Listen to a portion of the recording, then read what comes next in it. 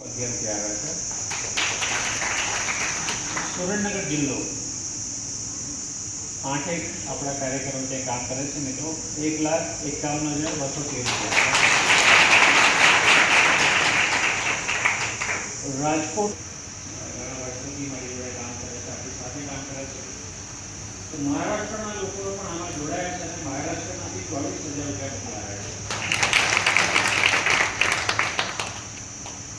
અહીંયા 3 બીજા મિત્રો છે જે ધોળકાના છે, અમદાવાદ જિલ્લામાં જ આવે પણ ધોળકાના મિત્રો એમણે ધોળકા તાલુકામાં પ્રચાર કર્યો.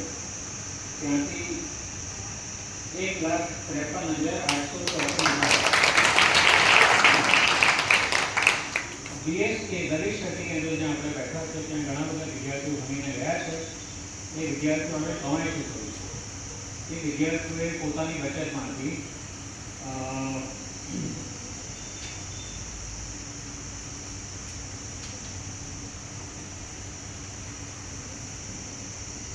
₹33,734 અને અન્ય છે બીજા બધા લોકો જે અહીંયા હું કામ કરું છું, બીજા લોકો કામ કરે છે, એમના પણ બધા મળીને ₹1,00,000 જેવું થાય. એટલે ટૂંકમાં ₹9,27,727 આપણને રોકડા મળ્યા છે. એ બધા લોકોએ પોતાના આધાર કાર્ડ આપ્યા છે, નામ આપ્યા છે, સરનામું આપ્યું છે અને એક ગવર્નરનું એક સર્ટિફિકેટ જે લોકોએ આપ્યું છે બધાના જે આપવામાં આવશે. વાંચી ખાલી એમાં નામ છે, સરનામું છે, તમારું જે ઓળખાણપત્ર છે, એનો નંબર છે, એનો તારીખ છે, કેટલા રૂપિયા આપે એની વિગત છે. લખ્યું છે સામાજિક ન્યાય અને વંચિત સમુદાયોના બંધારણીય અધિકારોના રક્ષણ માટે 1983 થી પ્રવૃત્ત નવસર્જન ટ્રસ્ટની પ્રવૃત્તિઓથી આપ જાણકાર છો. નવસર્જનને આજે 35 વર્ષ થવા જોડાયા છો. તે નવી પેઢી માટે ખૂબ પ્રેરણાદાયક છે. નવસર્જન વતી હું આપને ખાતરી આપું છું, આપના સહયોગથી નવસર્જનની પ્રવૃત્તિઓ બળવત્તર બનશે. માર્ટિન માઇકમાં નવસર્જન ટ્રસ્ટ વતી આ સર્ટિફિકેટ છે જે બધા જિલ્લાના કાર્યકરોને દરેક જિલ્લા વાઇઝ આપેલા છે, જે બધાને પહોંચાડશે. નવસર્જન શું કામ કરે છે એ આપણને બધાને ખબર છે, છતાં અહીંયા એક મૂકેલું છે. જો તમને સમય મળ્યો હોય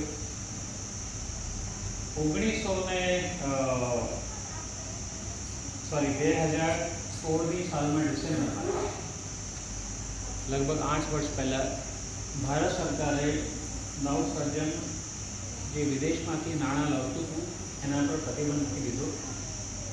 પરવાનગી પાછી ખેંચી અને કહ્યું કે તમારી પ્રવૃત્તિ છે તે રાષ્ટ્ર વિરોધી પ્રવૃત્તિ છે.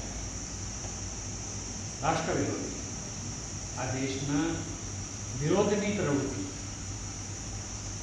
આપણે કેસ લડીએ છીએ દિલ્હી હાઈકોર્ટમાં. અત્યારે ફાઇનલ જજમેન્ટ, ફાઇનલ હિયરિંગ ચાલે છે, એટલે ફાઇનલ આર્ગ્યુમેન્ટ જેને કહેવાય, છેલ્લી દલીલો. 8 વર્ષમાં ભારત સરકાર એક પણ વાક્ય રજૂ નથી કરી શકી કે નવસર્જન પ્રવૃત્તિ ક્યાં નુકસાનકારક છે. એક પણ. એટલે આ કેસનો ચુકાદો આપણા તરફેણમાં આવશે ખબર નથી, 5મી ઓગસ્ટે છે. તો ભારતનો આ પહેલો કેસ હશે જે આપણે જીતીશું, પહેલો કેસ.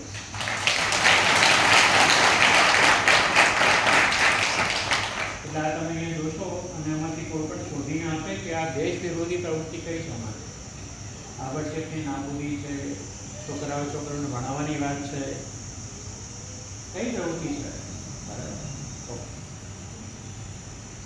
તો ક્યાંથી આ કાર્યક્રમ, ક્યાંથી આ પ્રવૃત્તિઓ શરૂ કરવી? દેશમાં ઘણી બધી સંસ્થાઓ છે, ઉદ્યોગપતિઓ છે જે આપણને પૈસા આપવા તૈયાર હતા, પણ ભારત સરકાર એમના પર પણ દબાણ મૂકે છે કે બધાને આપો પણ નવસર્જન નહીં આપવાનું. કારણ આ એક જ સંસ્થા છે જે આભડછેદ વિશે, દલિત અધિકાર વિશે બોલે છે. એટલે એમને બોલતા બંધ કરી દો. એટલે એમના પર દબાણ મૂક્યું છે કે અમને પૈસા નહીં આપતા. એટલા માટે આપણી પાસે કોઈ બીજો રસ્તો નથી, એટલે આપણે સમાજ પાસે પાછા આવ્યા અને કહ્યું કે બોન્ડ છે અને જો બધા લોકો આમાં સહયોગ આપે તો આપણું કામ આગળ ચાલી શકે. મારે દુઃખ સાથે કહેવું પડે કે આપણે બીજા 11 રાજ્યોમાં કામ કરીએ છીએ ભારતના. ઉત્તર પ્રદેશથી માંડી બિહાર, ઝારખંડ, મધ્યપ્રદેશ, છત્તીસગઢ, પશ્ચિમ બંગાળ, રાજસ્થાનના મિત્રો અહીંયા આવ્યા છે. એ બાકીના રાજ્યોમાં પ્રવૃત્તિ આપણી બંધ થઈ ગઈ છે પૈસાના ભાવે. અદ્ભુત કામ થતા હતા એ બધા રાજ્યોમાં. આ એક જ આપણી સંસ્થા છે જે સીધી દલિત અધિકારો પર કામ કરે છે અને એને મારવાનો આખો પ્રયત્ન છે સરકાર તરફથી. હવે આપણને મારી શકશે કે પોતે મારી જશે એ જૂને ખબર પડશે. ઓકે, પણ આના માટે આ બોન્ડની યોજના હતી, એટલે તમે આપ્યા છે બદલ તમારો આભાર. પણ એક બીજી પણ વિનંતી છે કે આની વાત બીજાને પણ કરવી જોઈએ અને કહેવું જોઈએ કે બીજા લોકો પણ આમાં જોડાય. ઓકે, વધારે વાત છે હું છેલ્લે કરીશ, પણ આ કામ તો અહીંયા બધું મૂકેલું છે.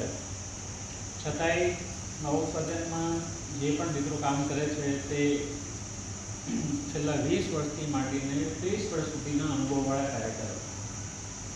બહુ ઓછી સંસ્થામાં આ પ્રકારના કાર્યકરો હોય છે જે આટલો સંઘર્ષ કરે છે. અહીંયા બધા આંકડા મૂકેલા છે, અહીંયા કે આ નીચે.